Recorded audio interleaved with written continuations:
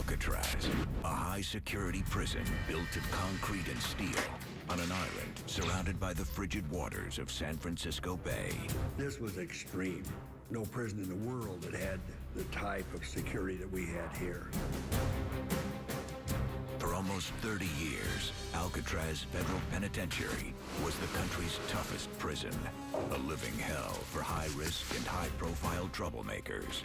Men like Al Capone, Machine Gun Kelly, and the Birdman, Robert Stroud. The purpose of Alcatraz was actually to completely isolate some of America's worst.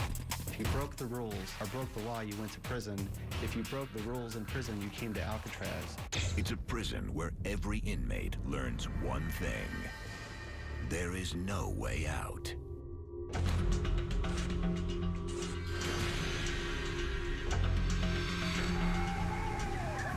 Just 4 hours after one of the most daring breaks in the history of the Dallas County. 1933, America is in crisis. The Great Depression and Prohibition unleash a massive crime wave. Criminal syndicates rule the big cities, and gangsters and hoodlums are robbing banks across the country.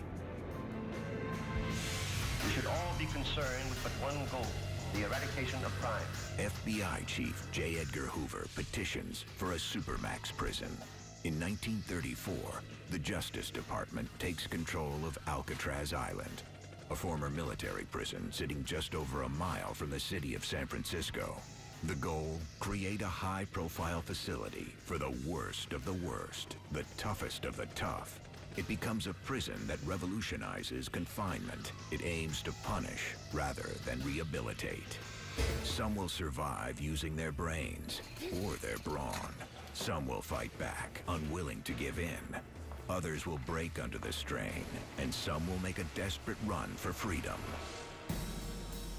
The prison's first line of defense: cold steel bars.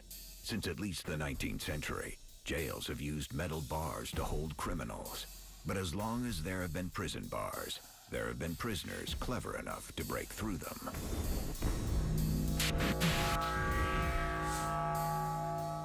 There's very few prisoners at Alcatraz or any other penitentiary, federal or state, that at one time or another doesn't hatch a plot to escape.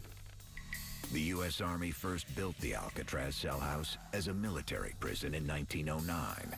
Like other prisons of the era, Army engineers installed flat steel bars on the cells. The metal itself was strong, but no match for a standard hacksaw blade. Joe Tate is a prison equipment engineer at Southern Folger. This gives you a nice even place to cut on, a nice flat to cut on. If an inmate takes a hacksaw to this, he'd be out in a couple of days. When the prison became a federal penitentiary in 1934, officials gave the rock an upgrade, covering the prison with tough, tool-resistant bars that would grind up saw blades.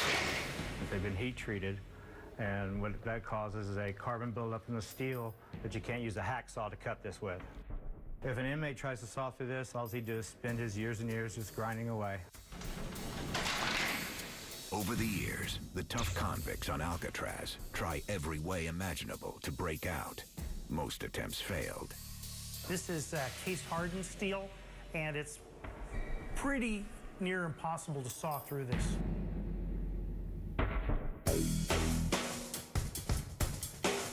In 1939, one inmate attacks the bars in a unique way.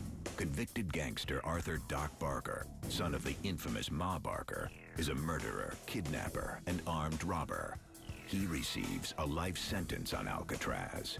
A few years later, Doc spots a way out and begins plotting his escape. He's locked up in the D-Block isolation unit.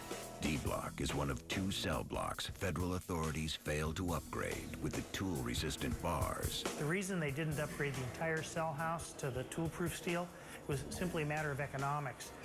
This was an old, aging building, and the money only went so far in the depths of the Depression. With a smuggled hacksaw blade, Doc and 4 accomplices saw their flat D-Block cell bars so they can enter and leave as they want, hiding the cuts with paint. They would push them down, and then we're able to call through. But Doc and his gang still need to get through the round window bars. These tool-resistant bars are much stronger than the flat bars. The tool-resistant bar is nearly impossible to saw through with a standard saw. The reason? Hardness. A tool-resistant bar has more carbon, which makes the metal harder. When a bar is heat-treated and quickly cooled, the atomic structure shifts, making it more difficult for a blade to cut. Heat treating has been around for a long time. Any blacksmith who makes horseshoes or a swordsmith has been using it for years and years and years. Hundreds of years. Thanks to the added carbon and heat treatment, the tool-resistant bars on Alcatraz are about the same level of hardness and strength as a hacksaw blade, the very tool many inmates would use to try to cut the bars. Whenever one tries to cut something with a material of the same strength or less, it can't do it. It's like trying to cut concrete with concrete. You can't do it. You need something stronger. Doc's solution is ingenious. He has other cons build and smuggle a bar spreader into the cell house, a crude mechanical device that uses pressure to break the bars. A bar spreader is essentially like a car jack, and as you crank it and it opens, it's going to put an enormous amount of force in the bars and spread them. They would break because they're fairly brittle compared to mild steel. January 13th, 1939. Doc and his 4 accomplices slip out of their pre-cut cells and snap the window bars with the bar spreader. Now, outside the cell house, they head to the water and begin building a driftwood raft. Suddenly, guards spot them. Shots ring out, and 4 of the 5 men surrender. But it's too late for Doc. Doc Barker was shot in the head. He did not make it.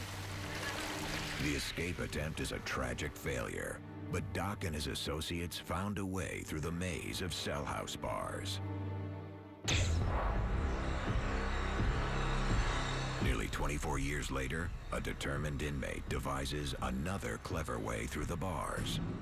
He was very ingenious in that he used some very simple tools to effect his escape. John Paul Scott is a convicted armed robber with a troubled history. 3 years after Scott arrives on the Rock, he is working in the Alcatraz kitchen basement. Luckily for Scott, security there is looser than in the rest of the prison. Down in the kitchen basement, they had a certain amount of time where they can work the bars. For a few minutes every day, Scott heads to the basement with a variety of tools, including a simple piece of string dipped in floor wax and covered with scouring powder. He methodically saws at one of the window bars. It's a brilliant use of available materials. It takes him more than a year, but he finally cuts through the bars. On December 16th, 1962, Scott and an accomplice, Darrell Parker, make their way through the window and down to the water with another simple tool, rubber gloves. The 2 men make floats and set off from Alcatraz.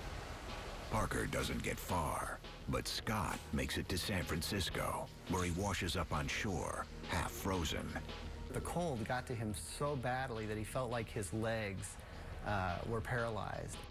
Scott was thrown back in prison, another failed attempt to break out of Alcatraz. It was a good escape strategy, but he was hypothermic by the time he made it to shore. John Paul Scott is just one of many who try to run from the iron grasp of Alcatraz. Escape becomes an all-consuming ambition to many of its prisoners, all of whom come to grips with its most ruthless security barrier, the freezing currents of the San Francisco Bay. Alcatraz, a fearsome concrete penitentiary with tiny cells and dozens of armed guards. One reason Alcatraz is so tough and so effective as a prison is its natural setting. The cold, inhospitable island is surrounded by miles of bone-chilling water. Well, the water is so rough. This is a very treacherous day out here. When that water is going out, it's dangerous. When it comes to providing a security barrier, the San Francisco Bay is no ordinary body of water. Alcatraz is more than a mile from land in any direction. The water averages 54 degrees. When it's that low, hypothermia, a dangerous drop in core body temperature that can kill, sets in after only 30 minutes, less time than it takes to swim to land. Dr. Tom Nuckton is an expert on cold water survival. A competitive swimmer can make that swim between 30 minutes and an hour. An inexperienced swimmer would take longer, possibly over an hour, and that's when hypothermia really becomes a major factor, because the longer you're in the water, the more you're exposed to the cold, and the more likely you are of developing hypothermia. What's more, tides in the bay force a tremendous amount of water through the narrow passage of the Golden Gate, more than 2 trillion gallons a day. Because it all has to squeeze through an opening just 1 mile wide, tidal speeds can usually reach over 5 knots, or nearly 6 miles per hour. For inmates who dream of escape, the bay water looms as the toughest obstacle of all. But authorities are confident the island is secure. The intimidating waters of the bay didn't deter Alcatraz's most creative convicts. Numerous attempts were made by some of its most famous inmates. Former public enemy number 1, Floyd Hamilton, hatches a bold plot to secure his freedom. Floyd Hamilton grew up in Texas with the notorious crime couple, Bonnie and Clyde. He starts as their getaway driver and graduates to the FBI's 10 Most Wanted list. In 1938, authorities finally arrest Hamilton and throw him in jail for 30 years. His first stop, Leavenworth Prison in Kansas. But after a failed escape attempt, authorities send the infamous inmate to Alcatraz. They hope he stays locked up and out of the headlines. Floyd Hamilton's strategy is to blend in. His good behavior earns him a coveted prison privilege, a job in the prison industries building making cement blocks. Hamilton knows the guards will not hesitate to shoot, but he has 2 advantages on his side. The industries building is located near the edge of the island, with easy access to the water. Even better, the building is L-shaped. Tower guards can only supervise 1 section at a time, leaving other sections unguarded. The Industries building probably was one of the less secure buildings on the island. I think it was absolutely tempting that they were right on the edge of the island, and it must have looked so attractive to just simply get out of the building and get into the water and get away. While at work, Hamilton and his accomplices, bank robber James Borman, kidnapper and bank robber Harold Brest, and kidnapper Fred Hunter, secretly saw a steel mesh window and prepare to make their move. Then on April 13th, 1943, when guards leave them unattended, Hamilton and the others seize the moment. The convicts grab a work knife and hammer and wait. As the guards enter, the inmates attack. They tie them up and race for freedom. You're probably always thinking, well, we made it this far. Hamilton's gang quickly climbs out the window, drops down to the water below, and swims for it. Through the fog, a tower guard sees them and raises his rifle to shoot. He shoots and kills James Borman. Harold Brest is caught by his side. Fred Hunter hides inside a cave, but soon gives up.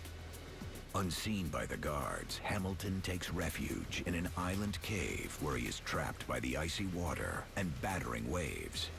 You're freezing, you're uncomfortable, the water is pushing you back, and so his chances of escape were nil, and for all he knew, he was going to die there. After 3 days of hiding and exposure, Hamilton is exhausted. There is no way he can swim to freedom.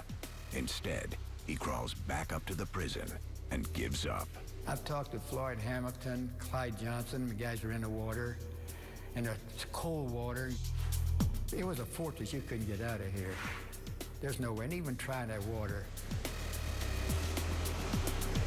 These These Alcatraz escapees were clever. They were defeated by the San Francisco Bay and by the guards' use of deadly force.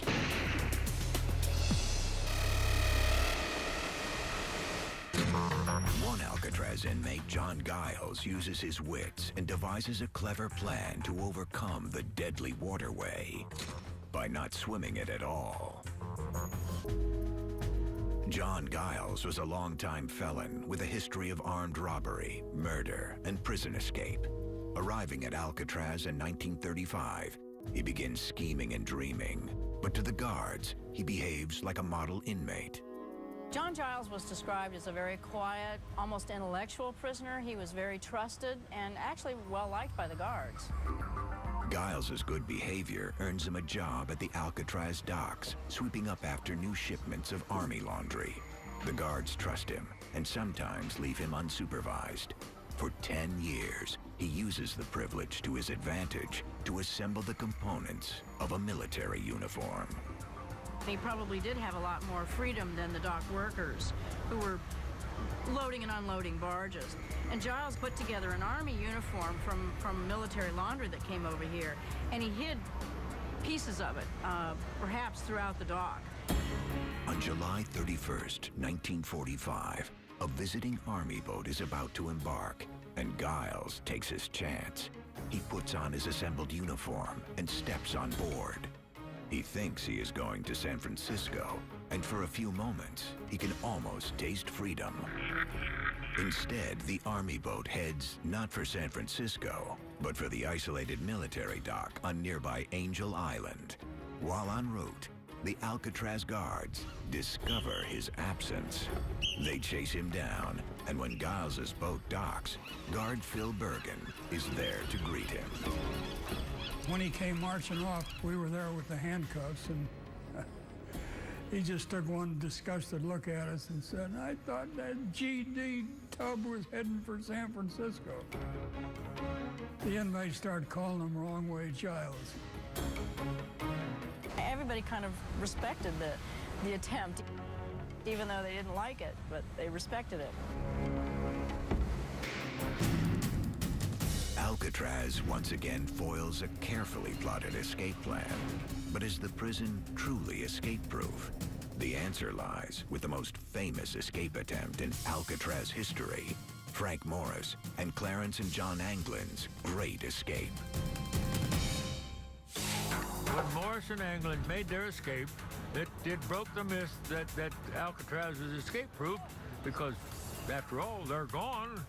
There's no more escape-proof. Decades after it happened, the 1962 Great Escape still stands out. In a prison full of clever inmates dreaming of freedom, Frank Morris and his crew may top them all. Their daring plan outwits nearly every element of the Alcatraz security system. You must understand that these inmates are confined in the cell 24 hours a day. They're out thinking you all the time. A correctional officer comes in, puts his 8 hours, and he goes home and he forgets about it. They're way ahead of us all the time. But was it the perfect escape? Despite a 17-year FBI manhunt that ends with no definitive answer, questions still remain as to how they beat Alcatraz's security. First, the bars and the concrete. Early on, Frank Morris and the Anglin brothers realize it is almost impossible to get through the heat-treated cell bars on the sliding front doors. Instead, they work on the ventilation grills in the back of their cells, drilling small holes in the concrete. They used forks and spoon handles, and you have to remember that they're not like what you have in your drawer at home today. They rolled heavy gauge steel from the turn of the last century. Next, the locks. To get out of the cell house, the inmates need keys from the heavily guarded gun gallery. It's an enormous hurdle, so they find a different way out, through the roof. Frank Morris was always credited with being one of the masterminds of this escape. In actuality, it was really Alan West who saw the route and got everybody up here. A convicted car thief doing cell house maintenance, West works on top of cell block B when he finds an unsealed vent leading to the roof. Even though West never joins the actual escape, His discovery means the inmates can avoid the cell house doors, locks, and keys. He saw that there was a blower here over B block, and he figured, and he was absolutely right, that that vent wasn't sealed. As with other Alcatraz escape attempts, the water is where things might have come apart. Frank Morris and the Anglin brothers come up with an ingenious plan. A rubber raft and life jackets. They stitch raincoats together and seal them with glue. But there is one important limitation. The first time that you could actually test the raft was the night you're getting in the water. And of course, you're getting in a homemade raft in the dark. In all likelihood, the makeshift raft gives way en route to land, dumping the 3 inmates into the cold, dark water. At this point, the inmates would be in trouble. Coast Guard records from that night show the water temperature was between 50 and 54 degrees, and the 3 men would have been completely unprepared, thanks to a key decision by prison authorities. They reportedly had the shower water in Alcatraz kept warm, actually a bit warmer than normal, and that was to prevent the convicts from acclimatizing to cold water. The escape plan's next possible flaw? The tides. Investigators believe the inmates entered the water at around 11 p.m. on June 11, 1962. Records from the U.S. Army Engineers Office for that time show an outgoing tide of about 2 knots, or 2.3 miles per hour. The men would be pulled slowly, but surely out to sea. If the raft went down, the 3 inmates would have been fighting for their lives at night in very cold water, with only homemade life jackets to keep them afloat. Then the relentless outgoing tide would have pulled them further out before they could reach the shore. So what I think most likely happened is they did become hypothermic. I think eventually, within an hour to 2 hours, they were probably unable to keep themselves above water, and they drowned.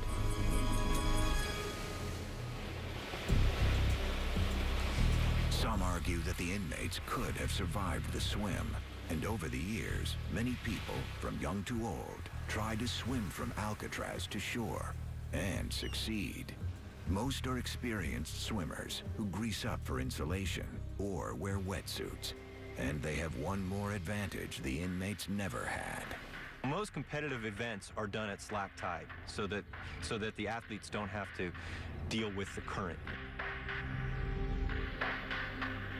In the end, there's no proof the raft didn't work. Yet there's no confirmed sighting of Frank Morris, John, or Clarence Anglin on land. The reason I think they made it, why they got away, was because everybody else that tried to get off this island was accounted for.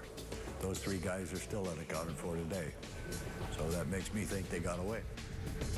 I think they got in that water and their raft failed, and they were suddenly swimming in an outgoing tide. And that's not a good scenario. It's very cold. It's not likely that they made it, particularly when you can reduce the entire escape to 2 facts. There were no bodies found in the bay, and there was no trace on land. It's one of the enduring mysteries of Alcatraz, and one that may never be solved. But the question still lingers. What would make someone go to such lengths to escape? The answer lies within these walls. To hardened criminals around the country, the name Alcatraz intimidates. What design and security measures made this prison so tough? The answer is more than just physical, but mental. To the convicts, one answer was all around them: the cold confines of their prison cells. At Alcatraz, hardened criminals like Whitey Thompson also fight for their sanity. Whitey arrived on Alcatraz in 1958. He had a track record of 33 bank robberies. He was not prepared for the rock. It wasn't even existing because to me, it was like time has stopped. It was dead. Nothing meant anything anymore.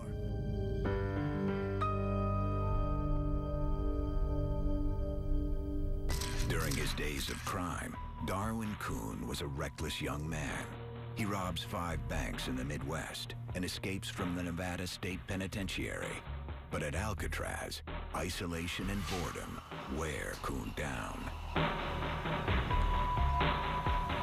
This is 127.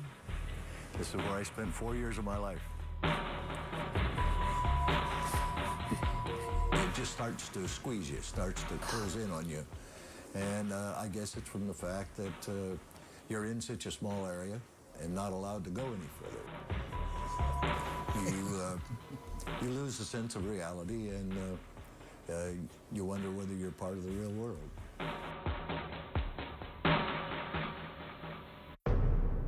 Tough guys on the outside, now on the inside. Every inmate on Alcatraz, from celebrity gangster to back page bad guy, face a new world with new rules.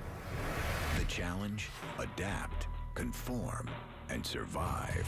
But some suffer a complete physical, mental, and emotional breakdown. To survive America's Devil's Island, even the country's most notorious gangsters have to adapt. They are big shots on the outside, but on the inside, they are just another inmate. 1920s Chicago. Al Capone, a wealthy mobster with a vicious mean streak, rules the city. Through murder and manipulation, he stays one step ahead of the law. Then, in 1929, the police arrest him for carrying a concealed weapon. They sentence him to a year inside Philadelphia's Eastern State Penitentiary.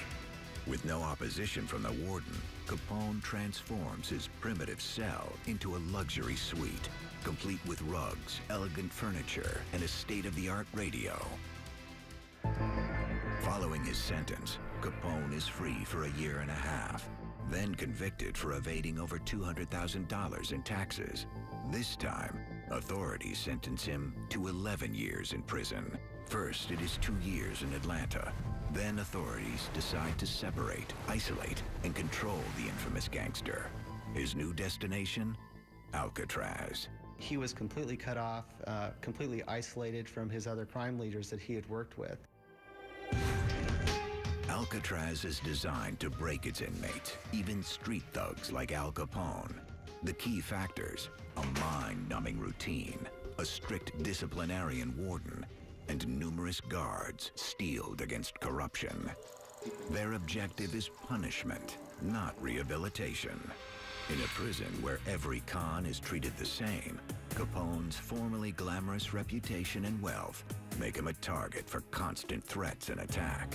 Convicted bank robber John Decker spends 4.5 years on Alcatraz in the 50s. Al Capone was out here. I mean, he was a big man, but he was Al Capone. That's all he was. Nobody come out here that I ever seen that impressed anybody else. We were all about the same. He had nothing special out here. Cut off from his fame, his fortune, his friends and power, Al Capone transforms. The former gangster gives up attempts of manipulation and chooses to blend in, doing his time like the others as a common criminal. He works in the laundry, even joins the prison band. Yet as time passes, he retreats further into his tiny cell, alone and miserable. By 1938, the 4th year of his sentence, Capone is a shell of a man. Capone's condition degraded seriously while he was on Alcatraz. He's got no power. He was stripped of everything. And I think it had to have been very discouraging. It turns out Al Capone is more than just beaten by punishment. He has an advanced case of syphilis. Before long, he is at times incoherent and partially paralyzed. Alcatraz authorities ship him to a prison hospital in Southern California, and in 1939 release him to freedom. 8 years later, Capone is dead, broken by his time on Alcatraz and his illness.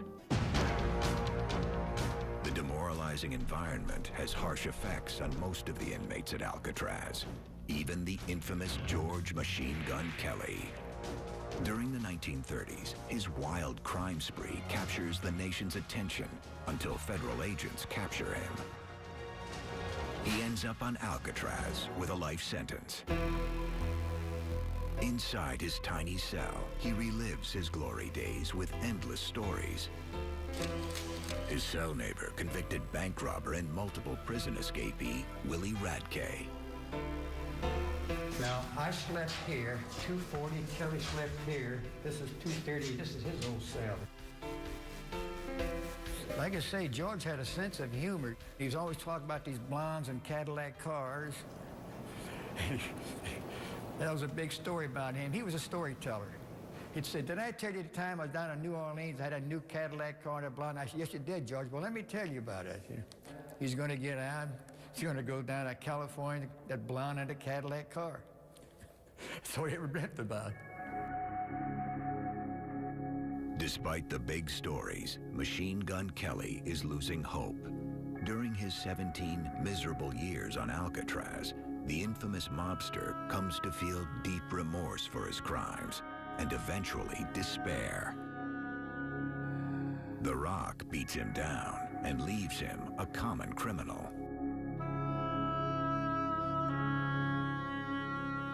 Transferred to Leavenworth Federal Prison, Kelly dies in 1954 of a heart attack.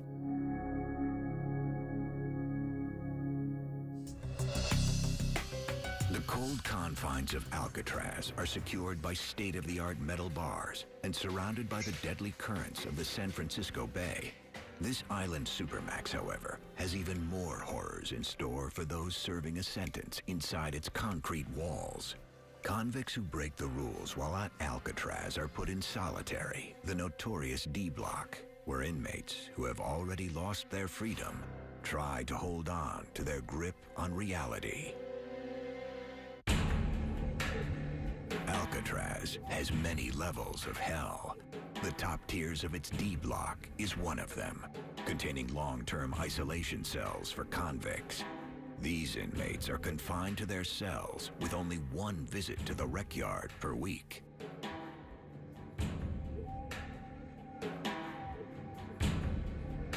On the ground level are closed front cells known as the Hole. These barely lit chambers challenge any inmate's survival instincts. Jim Quillen is given 19 days in the Hole for attempted escape. To cope, he has to use sheer ingenuity. I had a gimmick that I would, as soon as I'd come in here, I'd pull a button off my coveralls.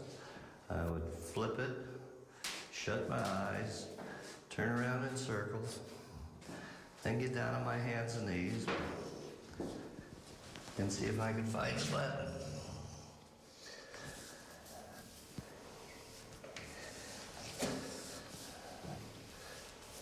And I would do this over and over and over and over again until my arms and my hands and my knees would get so sore I couldn't find it. I couldn't stand it anymore. And then I would do it again. The worst punishment in D Block? The strip cell. Here there is no heat, no light, and the inmate wears no clothes. This cold, dark steel box pushes many men to the edge. When they close that door, you're in total darkness. This was total, complete isolation from the world. And the big thing to do was to keep yourself from going insane in here.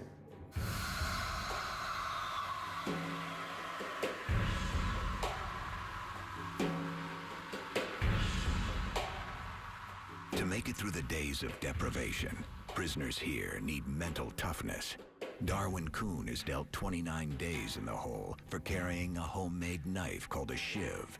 His survival strategy? Somehow stay warm. That's all you wear is a pair of boxers. You have no bedding, sleep on a steel floor, and it's cold. And there's no way in here to get warm other than running in place or doing calisthenics. When I slept, I tried to keep as much of my body off in the steel as I could, so to stay warm. Like I said, it's total misery, and it's just like you're not a real person. You're kind of just existing. It's a real mental struggle to keep yourself together. I mean, you want to scream, you want to cry, and believe it, many a time you cry in here. The hole, the strip cell, and lower solitary are all forms of short-term punishment for the most dangerous and most violent offenders who need to be separated from the prison population. There is one more punishment: permanent isolation. On the Rock, one prisoner experienced it more than all the others. His name, Robert Stroud, better known as the Birdman of Alcatraz. Robert Stroud is different from the other prisoners. He didn't become famous because he was a criminal. He actually became famous because he was a prisoner. Robert Stroud's life is a series of violent encounters. In 1909, 18-year-old Stroud murders a man in Alaska. His punishment, 12 years in a federal prison. Ending up at Leavenworth, Stroud murders a prison guard. He earns the death sentence, but a presidential pardon converts the sentence to a life in prison, served entirely in solitary. He ended up being in segregation for the next 43 years, which is a lot like being stuck in your bedroom for 43 years. Stroud spends the next 2 decades in Leavenworth isolation. To survive, he lives in the world of his mind, writing books about birds and keeping flocks of them in his cell. He is a difficult prisoner, and in 1942, authorities shipped Stroud to Alcatraz to keep him under control.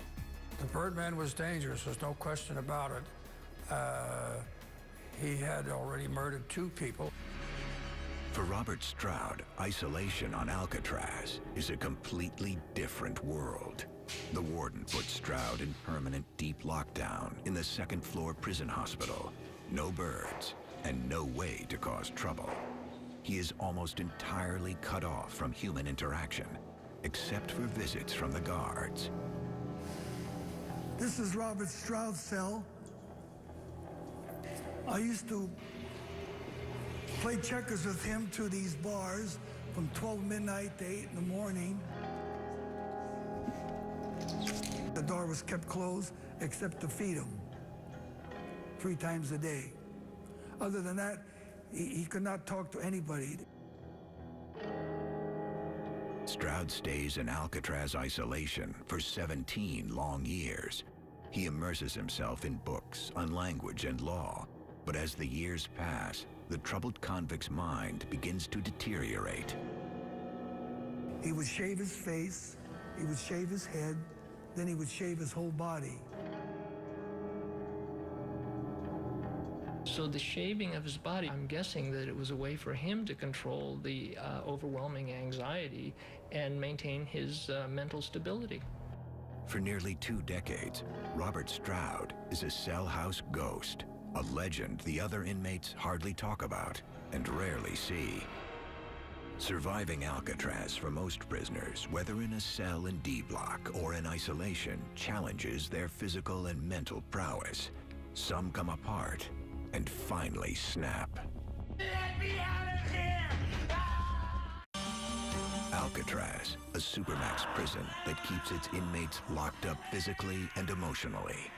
Cut off from the rest of the world and sometimes each other, despair seeps through its cold walls and settles into its convicts. Among island prisons, Alcatraz is unique. A maximum security prison sitting right next to the city of San Francisco. For the inmates, the proximity only adds to their misery.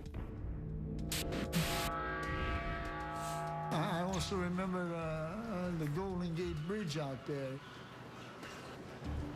And it used to just feel strange to me. Here I am, looking out this window at that bridge, and these hundreds of cars are going back and forth over that bridge, and not a one of them out there in that world even know I exist.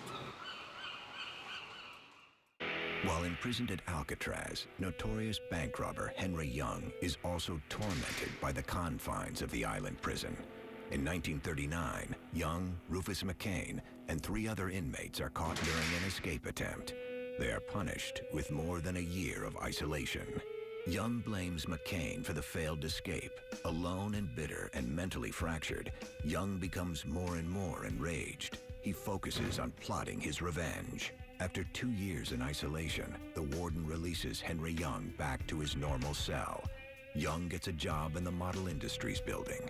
He seems stable, but deep inside, he is absorbed with payback. Despite the consequences, on December 3rd, 1940, Henry Young loses control, snaps, and brutally stabs and kills Rufus McCain. I think the crime has to be attributed to psychological effects of that solitary confinement. He had mounting anxiety, mounting rage that he didn't think he could control. He was somewhat disoriented. His judgment was less than adequate. And for all those reasons, he was sort of predisposed to doing something extreme and not very rational. And then the murder happened. One night in 1938, convicted post office robber Joe Kolonowski also snaps. A guard finds him ramming his skull into a concrete cell wall, trying to knock the noises out of his head. He does not succeed and has a psychotic break. Human beings require a certain amount of social interaction in order to maintain their mental health. If you take all of those things away, they tend to fall apart. Get the doctor! Most disturbing of all is the story of Rue Percival. In 1937, this convicted kidnapper snaps while on garbage detail. He chops at his hand with an axe, cutting off most of his fingers. Reduced to a babbling madman, he is transferred to the Alcatraz hospital. He chopped off his fingers, and that was an extreme act. Prisoners do extreme acts, and often it's to get attention for themselves. So that's a very sad state of affairs. Another expression of mental breakdown on Alcatraz is the unexplained and futile escape attempt of post office robber Joe Bowers. Arriving on Alcatraz in 1934, Bowers is a small-time thief among hardened gangsters and violent cons. Crushed by the harsh prison routine, he grows desperate. My opinion is the man that attempts to escape is the man that's given up on life. They figure that they're tired of that routine and they take a shot at it. Bowers works at the garbage incinerator right on the island's edge.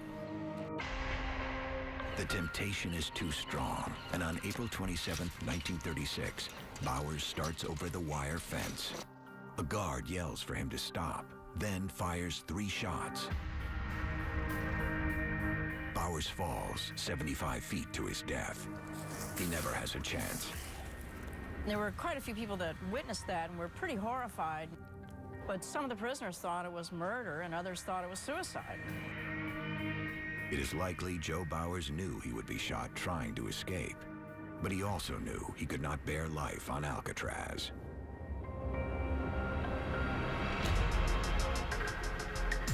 For 29 long years, the nation's worst criminals faced life and death on the Rock. Kidnappers, gangsters, murderers, and robbers alike each face misery and daunting punishment.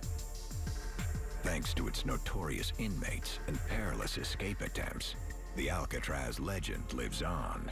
Released inmates tell the tale that for prisoners at Alcatraz, there was no way out.